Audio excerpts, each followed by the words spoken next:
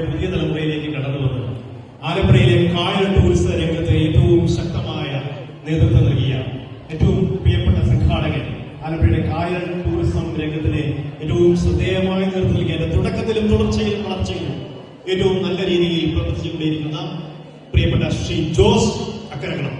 ശ്രീ ജോസ് അക്കരകളത്തെ പിടിച്ചാക്ക ഫൗണ്ടേഷന്റെ ആദരവ് ഏറ്റുവാങ്ങാൻ വേണ്ടി കൃത്യമായി ഈ വേദിയിലേക്ക് ക്ഷണിക്കും.